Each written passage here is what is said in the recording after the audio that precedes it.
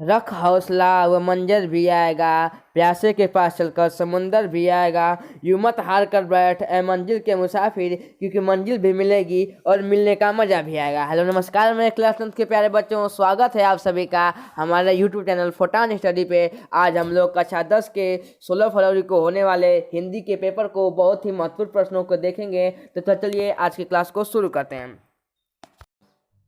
आज का हमारा पहला प्रश्न है, सरस्वती पत्रिका के संपादक हैं।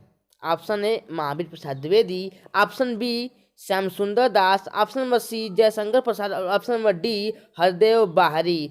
तो सरस्वती पत्रिका के संपादक श्याम सुंदर दास जी हैं, इसलिए इसका सही उत्तर होगा option number B Shyam Sundar दास।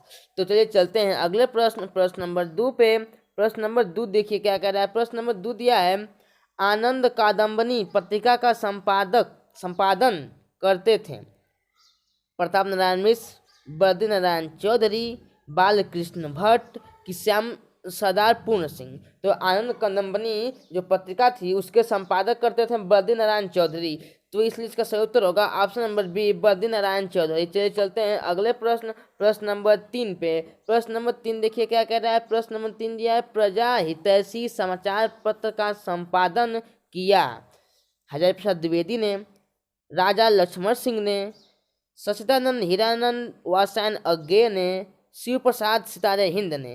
तो प्रजा हितैषी जो पत्रिका थी उसके संपादक थे राजा लक्ष्मण सिंह, तो इसका सही उत्तर होगा ऑप्शन नंबर बी राजा लक्ष्मण सिंह। चलिए चलते हैं अगले प्रश्न नंबर 4 पे। प्रश्न नंबर 4 दिया है, निम्न में से हरिशंकर परसाई का निबंध संग्रह है। विचार प्रवाह, प्रस्तुति प्रश्न, पृथ्वी पुत्र और तब की बात और थी। तो हरिशंकर परसाई का जो निबंध है वो है तब की बात और थी, तो इसका सही उत्तर होगा ऑप्शन नंबर डी तब की बात और थी। चलिए चलते हैं अगले प्रश्न नंबर 5 पे। प्रश्न नंबर 5 दिया है, हिंदी साहित्य के आधुनिक काल को गद्य काल की संज्ञा किसने दी? भारतेंदु हरिश्चंद्र ने, कि महावीर प्रसाद द्विवेदी ने, कि आचार्य रामचंद्र शुक्ल ने, कि बाबू श्याम सुंदर दास ने। तो हिंदी साहित्य के आधुनिक काल को गद्य काल का जो संज्ञा दिया था वो रामचंद्र शुक्ल ने दिया था, तो इसका सही उत्तर होगा ऑप्शन नंबर सी आचार्य रामचंद्र शुक्ल। आचार्य रामचंद्र शुक्ल ने हिंदी साहित्य को आधुनिक काल को गद्य काल की संज्ञा दिया था। चलिए चलते हैं अगले प्रश्न नंबर 6 पे। प्रश्न नंबर 6 देखिए क्या कह रहा है। प्रश्न नंबर 6 दिया, निम्नलिखित में असम की भाषा है राजस्थानी, ब्रजभाषा, अवधी की खड़ी बोली। तो असम की जो भाषा है वह है ब्रजभाषा, तो इसलिए इसका सही उत्तर होगा ऑप्शन नंबर बी ब्रजभाषा। चलिए चलते हैं अगले प्रश्न नंबर 7 पे।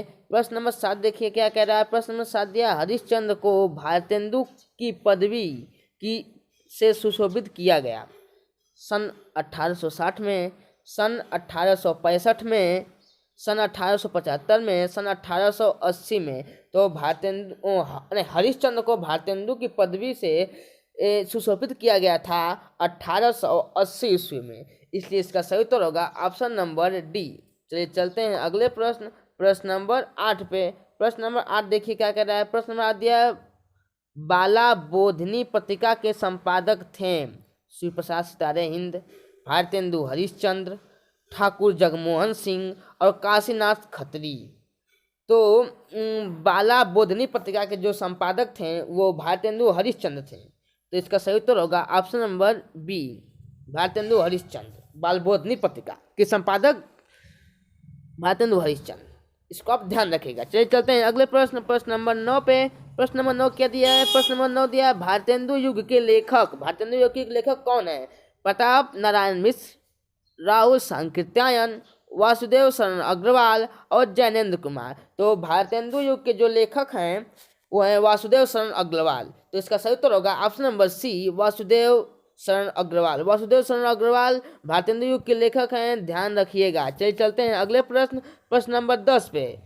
प्रश्न नंबर 10 दिया है, हिंदी प्रदीप के संपादक। हिंदी प्रदीप के संपादक ये बहुत ही महत्वपूर्ण प्रश्न है ये। 2013, 16, 18, 19, 22 में लगातार रिपीट हो रहा है, तो इसको आप लोग देख लीजिएगा। इसका ऑप्शन दिया है प्रताप नारायण मिश्र, बालकृष्ण भट्ट, राधाचरण गोस्वामी और बद्री नारायण चौधरी। तो हिंदी प्रदीप के जो संपादक हैं वो है बालकृष्ण भट्ट। तो इसका सही उत्तर होगा option number B, Hindi Pradeep के संपादक बालकृष्ण भट्ट। ध्यान रखिएगा। चलिए चलते हैं अगले प्रश्न, प्रश्न नंबर 11 पे। प्रश्न नंबर 11 दिया है चंद्रकांता संतति रचना है भारतेंदु युग की, द्विवेदी युग की, छायावादी युग की और छायावरोत्तर युग की। तो चंद्रकांता संतति जो रचना है द्विवेदी युग की रचना है, इसलिए इसका सही उत्तर होगा ऑप्शन नंबर बी, द्विवेदी युग। चलिए चलते हैं अगले प्रश्न।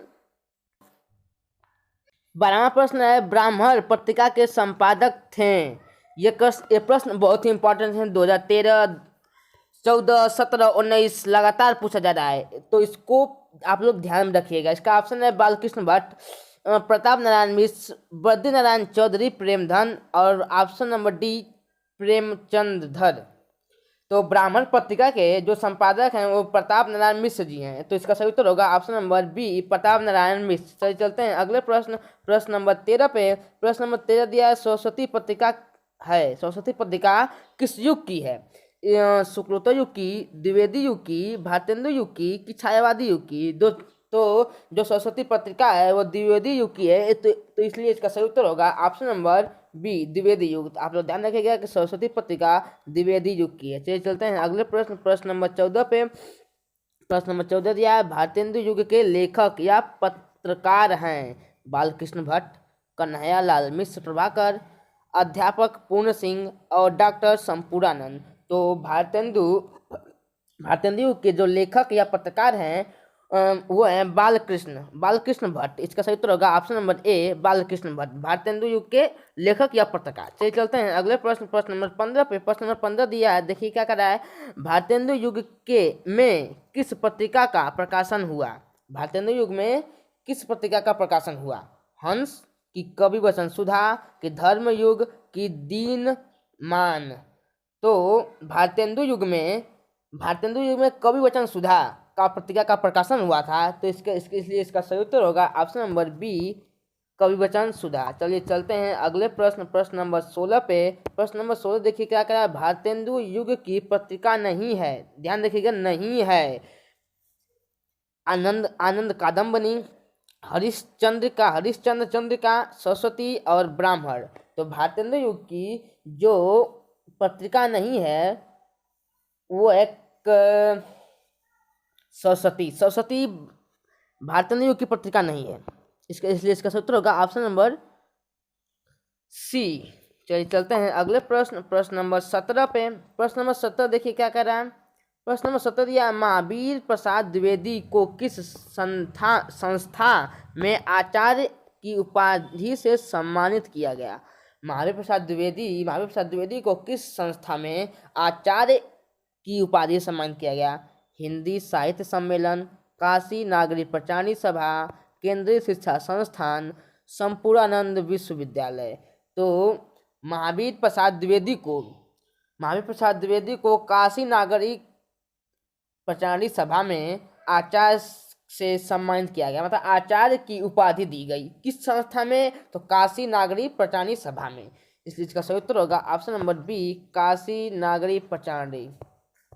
तो चलते हैं अगले प्रश्न, प्रश्न नंबर 18 पे।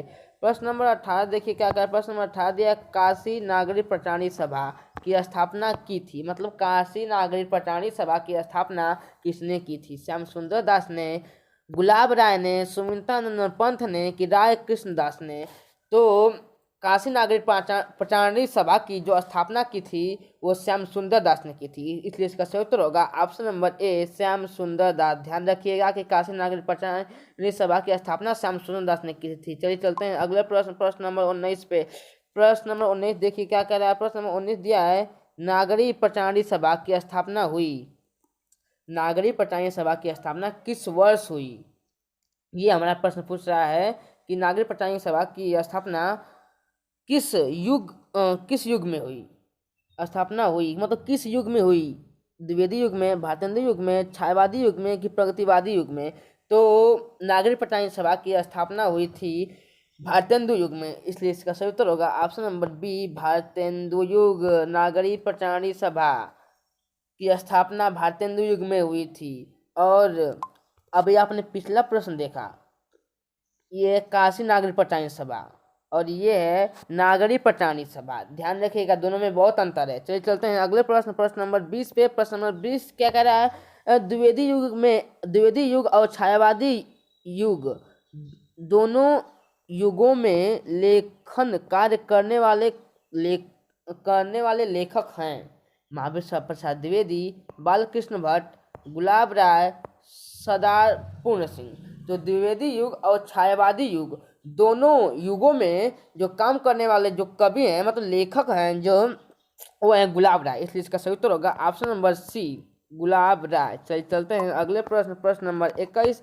प्रश्न नंबर 21 दिया है कि द्विवेदी युग किसे के नाम पर पड़ा? महावीर प्रसाद द्विवेदी के, जयशंकर प्रसाद के, हरे प्रसाद के कि राम कुमार के? तो जो द्विवेदी युग का जो नाम पड़ा था वह महावीर प्रसाद के नाम पर पड़ा था, इसलिए इसका सही उत्तर होगा option number A, Mahavir Prasad Dwivedi. चलिए चलते हैं अगले प्रश्न, प्रश्न नंबर 22 पे। प्रश्न, द्विवेदी युग के निबंधकार हैं बालकृष्ण भट्ट, महादेवी वर्मा, बाल राम वृक्ष बेनीपुरी, चंद्रधर गुलेरी। तो द्विवेदी युग के जो निबंधकार हैं वो हैं चंद्रधर गुलेरी शर्मा, इसलिए इसका सही उत्तर होगा ऑप्शन नंबर डी, चंद्र गुलेरी शर्मा। चलिए चलते हैं अगले प्रश्न, प्रश्न नंबर 23 पे। प्रश्न नंबर 23 क्या कह रहा है? महावीर प्रसाद द्विवेदी जी सरस्वती पत्रिका के संपादक बने, मतलब कब बने महावीर प्रसाद द्विवेदी सरस्वती पत्रिका के संपादक? तो ऑप्शन ए 1903 में, 1920 में, 1925 में और 1947 में। तो महावीर प्रसाद द्विवेदी सरस्वती पत्रिका के संपादक बने थे 1903 में, इसलिए इसका सही उत्तर होगा ऑप्शन नंबर ए 1903। चलिए चलते हैं अगले प्रश्न, प्रश्न नंबर 24 पे। प्रश्न नंबर 24 दिया है कि दौलतपुर रायबरेली उत्तर प्रदेश जन्म स्थान है, मतलब दौलतपुर रायबरेली उत्तर प्रदेश, उत्तर प्रदेश के रायबरेली में किसका जन्म हुआ था? आचार्य महावीर प्रसाद द्विवेदी का, आचार्य हजारी प्रसाद द्विवेदी का, डॉक्टर वासुदेव शरण अग्रवाल का और आचार्य रामचंद्र शुक्ल का। तो उत्तर प्रदेश के रायबरेली में आचार्य रामचंद्र शुक्ल का जन्म हुआ था, इसलिए इसका सही उत्तर होगा ऑप्शन नंबर डी, आचार्य रामचंद्र शुक्ल। ध्यान रखिएगा आचार्य रामचंद्र शुक्ल का जन्म उत्तर प्रदेश के रायबरेली में हुआ था। चलिए चलते हैं अगले प्रश्न, प्रश्न नंबर 25। ये निम्नलिखित में असत असत्य कथन इसमें से गलत कौन है? हजारी प्रसाद द्विवेदी निबंधकार एवं उपन्यासकार हैं, महावीर प्रसाद द्विवेदी सरस्वती पत्रिका के संपादक थे, रामचंद्र शुक्ल हिंदी साहित्य का इतिहास ग्रंथ के लेखक हैं और प्रताप नारायण मिश्र हिंदी प्रदीप के संपादक हैं। तो इसका सही उत्तर होगा option number D, Pratap Narayan Mishra Hindi Pradeep पत्रिका के संपादक नहीं थे, यहाँ पे दिया है, तो इसलिए इसका सही उत्तर होगा option number D, Pratap Narayan Mishra. आज का सेशन हमारा यहीं पे समाप्त होता है। वीडियो पसंद आया तो वीडियो को लाइक और शेयर करना ना भूलें। चलिए मिलते हैं अगले वीडियो में, तब तक के लिए धन्यवाद।